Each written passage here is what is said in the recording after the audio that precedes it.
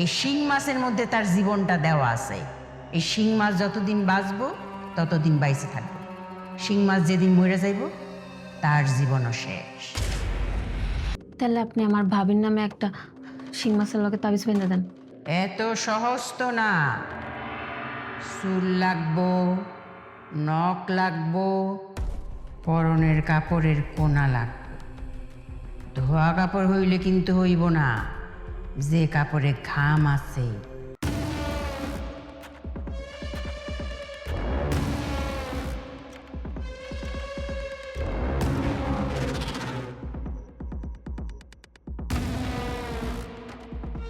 হাসান, জি মাছটারে নিয়ে নদীর স্রোতের মধ্যে ফালবি। যেইখানে স্রোত বেশি দেখবি সেইখানে ফালবি। জি। যা।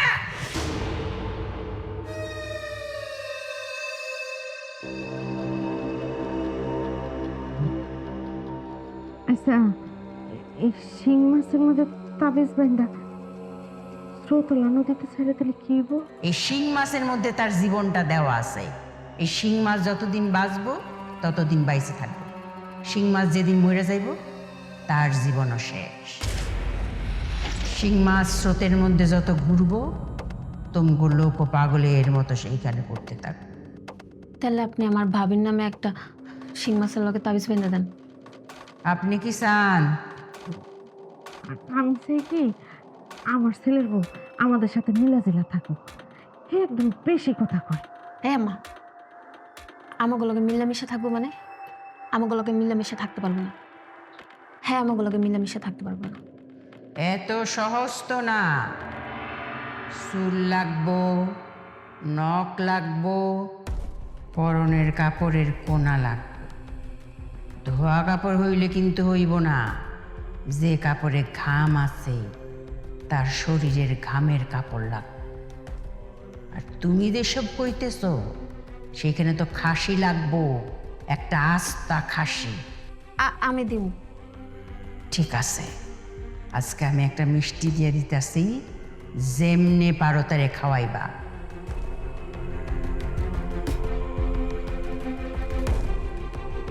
আর 3টা তাবিজ দিতাছি। 2টা তাবিজ রাখবা তার চলার পথে, আর একটা তাবিজ দিবা যেখানে ঘুমায়। না, আচ্ছা ঠিক আছে, দেন। কি গো আম্মা, কইছিলে এতক্ষণ? তোর উত্তরপাড়ার খালার বাসায় গেছিলাম। দেখছো, আমি তোমার কইছি না আম্মার কই যাবো, বড় জোর খালার বাড়িতে যাবো। আম্মা ওই তখন অমনে কথা কওয়াটা আমার ঠিক হইছে না। আসলে রানী তো আমার ননদ হইল আমার ছোট বোনের মতো না, আমি ওর বোনের মতোই দেখি। আর রানী, তখন তোমার আমি অনেক বকাঝকা করছি, যে গালের মধ্যে চিপ দিছি না, এটাও আমার ঠিক হইছে না।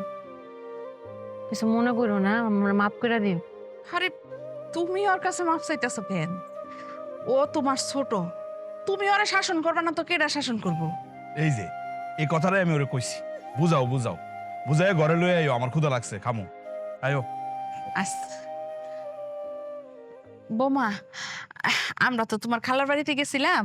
এই যে দেখো তোমার খালায় কি পাঠাইছে। আম ঘরে মিষ্টি দিছিল, আমরা খাই নাই। ভাবলাম তোমারে ছাড়া কেমনে খাই কও, এর জন্য তোমার জন্য নিয়ে আসছি, একটা মিষ্টি খাও। আম্মা, অনেকক্ষণ তো কিছু খাইছি না, পেটটা খালি। খালি পেটে যদি মিষ্টি খাই পেটটা ব্যথা করবো না? আগে ভাত খাই নি তারপরে খাই। এটা তুমি একটা কথা কইলা মা, আমি কত শখ করে মিষ্টি নিয়ে এসেছি, একটা খাও, নাইলে আমি মনে কষ্ট পাম। নাও একটা হাকারতে দেখি।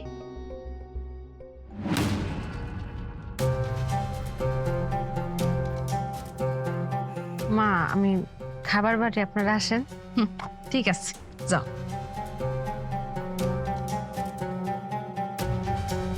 আম্মা দেখলা, বাড়িতে তাবিজ আর মিষ্টি নিয়ে পাড়া দেওয়ার সাথে সাথে কেমনে কাজ শুরু করে দিল। ব্যবহারের কি পরিবর্তন! আগে সাপের ফোনের মতো ফস করে উঠতো, আর এখন গলা নামাইয়া কথা কয়। তোমার আমার কাছে তো মাপও চাইনি। মাত্র তো মাপ চাইছে, মিষ্টি তো খাওয়াই দিছি, এখন দেখ রাত্রিবেলা কি কি হয়।